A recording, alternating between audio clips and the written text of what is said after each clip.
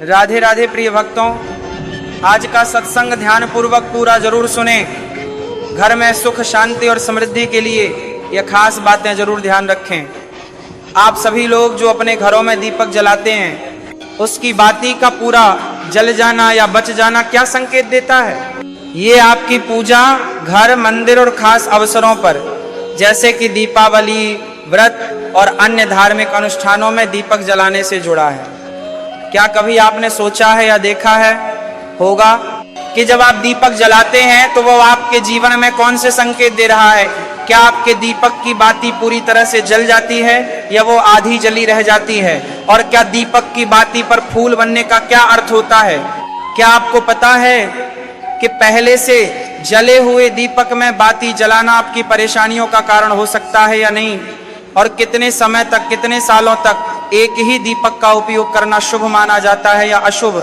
आज हम इन सभी रहस्यों का पर्दाफाश करेंगे और जानेंगे कि दीपक आपके जीवन में खुशहाली या बाधाएं कैसे ला सकता है। तो भक्तों, आपको जानकर हैरानी होगी कि आप अपने पूजा घर या मंदिर में दीपक जलाते समय अगर ये गलती करते हैं तो आपको इसका परिणाम जरूर भुगतना होगा। दीपक की बाती का पूरा जल जाना और बाकी का बच जाना भी अलग अलग संकेत देता है, जो आपके लिए जानना बहुत जरूरी है। जब हम पूजा करते हैं तो हमारा दीपक कभी कभी अचानक से बुझ जाता है और कभी कभी ऐसा होता है कि हमारी पूजा होने के बाद हम उस दीपक को भगवान के सामने जलता हुआ छोड़ देते हैं, लेकिन कुछ समय के बाद दीपक अपने आप बुझ जाता है और घी बचा रह जाता है। और कभी कभी तो हमारे दीपक की बाती पूरी जल जाती है और उसमें फूल भी बन जाता है। तो इनके अलग अलग नकारात्मक और सकारात्मक परिणाम होते हैं। तो सबसे पहले ये जानते हैं कि अगर हमारे दीपक में फूल बन रहा है तो इसका क्या मतलब होगा?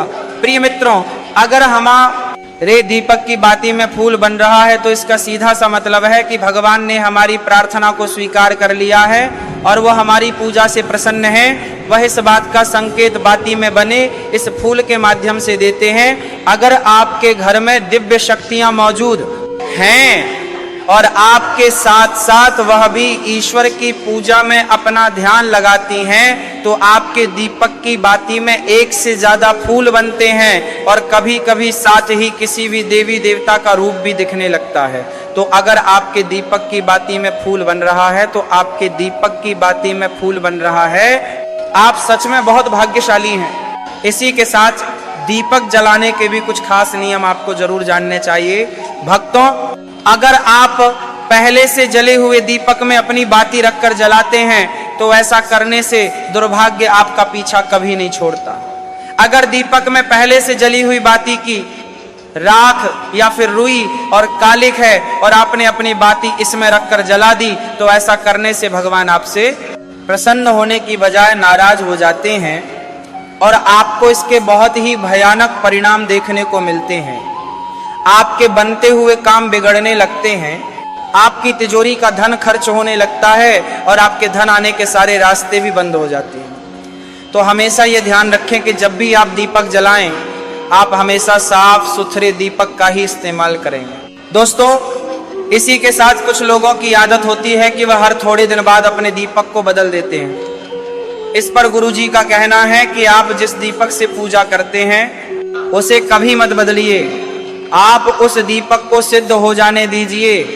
जब कोई दीपक रोजाना भगवान के सामने जलता है तो वह दीपक समय के साथ सिद्ध हो जाता है।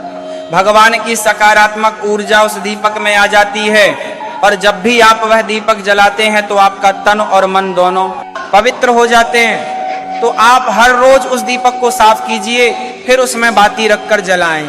आप जितनी बार भी दीपक जलाएं उतनी बार उस दीपक को साफ करके बार बार उसी दीपक में बाती जलाएं। लेकिन अगर आप गलती से भी उस दीपक को बदलते हैं तो आपकी तरक्की में रुकावट आ सकती है। इसलिए आप अपने दीपक को कभी भी मत बदलना। 10 साल 20 साल तक आप उसी दीपक में लगातार बाती जलाएं, इससे आपका दीपक सिद्ध हो जाएगा और आप इसका चमत्कार अपने घर में भी देख सकते हैं। अगर आपके घर में कोई भी रोगी हो, बीमार हो या किसी का बुखार नहीं जा रहा हो तो आप इस दीपक को थोड़ी देर के लिए किसी बर्तन में डालिए और अब उस रोगी को ये पानी पिला दीजिए। 10 से 15 मिनट के भीतर उसका बुखार उतर जाएगा। वहीं अगर आपके घर में किसी को नजर लगी हो या फिर आपके व्यापार में किसी की नजर लगी हो, आपका धंधा अच्छे से नहीं चल रहा हो, तो भी आप इस दीपक को तांबे के बर्तन में पानी भरकर उसमें डाल दीजिए और रात भर के लिए छोड़ दीजिए। अगले दिन सुबह पानी का छिड़काव अपने घर में और अपनी दुकान पर करिए। ऐसा करने से आपको साफ साफ परिणाम दिखाई देंगे, क्योंकि जब हम लगातार एक ही वस्तु का प्रयोग अपनी पूजा में करते हैं तो वह वस्तु शुद्ध हो जाती है। भगवान की जो ऊर्जा होती है वह उस वस्तु में समा जाती है। तो कभी भी अपने मंदिर के दीपक को बदलने की गलती ना करें। दोस्तों, अगर आपके मंदिर का दीपक टूट जाता है या फिर खराब हो जाता है या खंडित हो जाता है, तभी आप उस दीपक को बदल सकते हैं। लेकिन फिर भी आप उस दीपक को ना फेंके, बल्कि इसे अपने घर में संभाल कर रखें, क्योंकि ये भगवान की सकारात्मक ऊर्जा का भंडार होता है। वहीं अब आपको ये भी बता देते हैं कि अगर आपके दीपक की बाती पूरी नहीं जलती है और आपके दीपक में घी बच जाता है तो इसका क्या परिणाम होता है। सबसे पहले ये देखिए कि अगर आप किसी भी पेड़ पौधे की पूजा कर रहे हैं और पूजा में जलाया हुआ दीपक पूरा नहीं जलता या फिर उसमें घी बच जाता है, तो इससे आप के घर में बीमारियां घर बना लेती हैं और ये बीमारी कभी भी आपका पीछा नहीं छोड़ेगी। तो जब भी आप किसी भी पेड़ पौधे या मंदिर के बाहर किसी भी स्थान पर पूजा करें तो ये ध्यान रखें कि उसकी बाती पूरी जले और उसमें घी बचा हुआ ना हो, क्योंकि ये आपकी अच्छी सेहत के लिए बहुत ही अच्छा प्रभाव देगा। वहीं अगर आपके घर के मंदिर में दीपक की बाती पूरी नहीं जलती और पूजा करते समय दीपक बार बार बुझ जाता है, तो जरूर आपके घर में नकारात्मक ऊर्जा का वास है और ये आपकी पूजा में विघ्न डालने का काम करती है। दोस्तों, हमारे घर में अगर कोई बुरी शक्ति होती है या फिर कोई ऐसी ऊर्जा होती है जो ये नहीं चाहती कि आपके घर में भगवान की कृपा हो और सकारात्मक ऊर्जा हो, तो ये आपकी पूजा सफल नहीं होने देती। क्योंकि भक्तों, एक वातावरण में एक ही तरह की ऊर्जा रह सकती है, या तो सकारात्मक या नकारात्मक। जो बुरी शक्तियां होती हैं वह ये कभी भी नहीं चाहती कि आपके घर में देवी देवताओं की कृपा हो। अगर आपके घर में भगवान ने अपनी कृपा की तो उन बुरी शक्तियों और ऊर्जा का प्रभाव खत्म हो जाएगा। इसलिए ये शक्तियां चाहती हैं कि आपकी पूजा में रुकावटें आएं। इन्हीं के प्रभाव से हमारा दीपक बार बार बुझ जाता है या फिर दीपक की बाती पूरी नहीं जलती। इस सब से बचने के लिए आपको सच्चे मन से भगवान का स्मरण करना चाहिए। जब भी आप दीपक जलाएं, भगवान से प्रार्थना करें कि आपके आसपास जितनी भी नकारात्मक ऊर्जा हो वह आपसे दूर रहे और भगवान की कृपा आप पर बनी रहे। ऐसी शक्तियों से बचने के लिए जब भी आप दीपक जलाएं, गंगा जल से गोल घेरा बना लें और उस घेरे में दीपक को रखें, क्योंकि दोस्तों, गंगा जल को बहुत ही पवित्र माना गया है और महादेव का वरदान भी गंगा जल को प्राप्त है।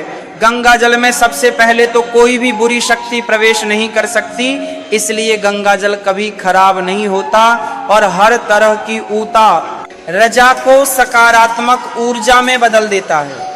अगर आप गंगा जल से बने गोल घेरे में दीपक को रखेंगे तो ये आपकी पूजा में किसी भी शक्ति को बाधा नहीं बनने देगा और कोई भी नकारात्मक शक्ति आपके दीपक को बुझा नहीं पाएगी। आप निर्विघ्न अपनी पूजा संपन्न कर पाएंगे और देवी शक्तियां भी आपके जीवन में अपनी कृपा और आशीर्वाद बनाए रखेंगे। ये जो हमें दुख मिलते हैं ना, ये पाप के कारण मिलते हैं। लोग मारे मारे घूम रहे हैं दुख मिटाने के लिए, सोचते हैं कोई जादू कर दे, कोई टोना कर दे, कोई जंतर बांध दे, कोई आशीर्वाद दे दे। अरे काहे को पागल हो?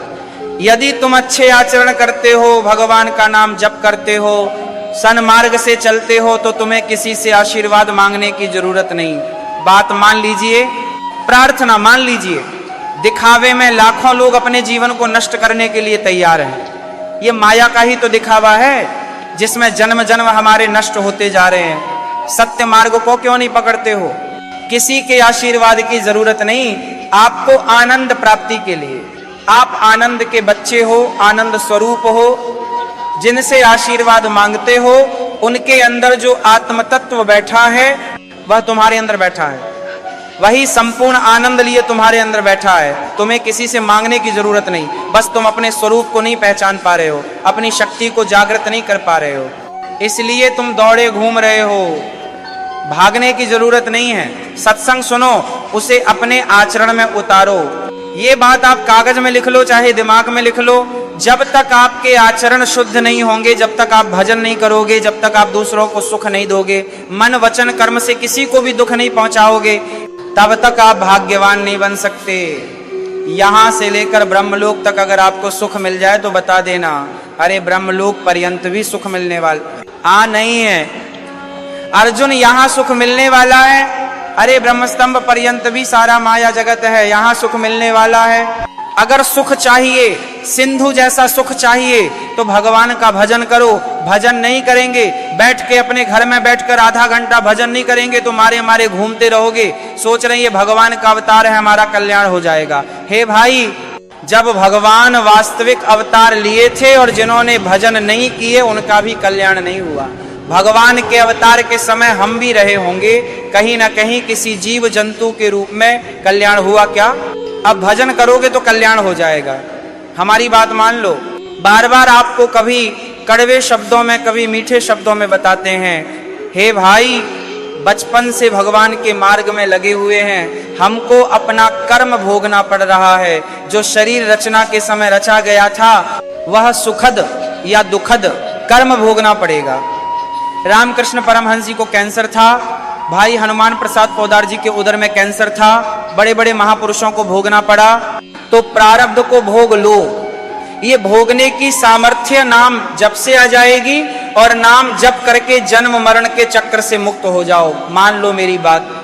क्या वृंदावन की परम पावन रज से बढ़कर त्रिभुवन में कोई रज है?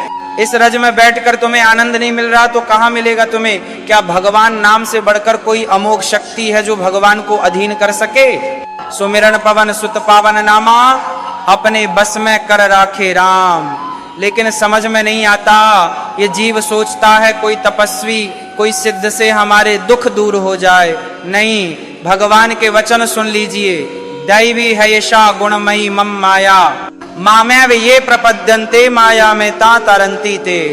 गुणमयी माया को पार करना बहुत कठिन है, एकमात्र उपाय है मेरी शरण में आ जाओ। हरि हरि शरणम श्री कृष्ण शरणम मम। जब तक प्रभु की शरण में नहीं आओगे तब तक माया से मुक्त नहीं हो सकते। पर समझ में नहीं आता, लोगों को ऐसा लगता है मैं जाऊंगा, आशीर्वाद मिलेगा, मैं सिद्ध हो जाऊंगा, सब दुख नष्ट हो जाएंगे। आप समझ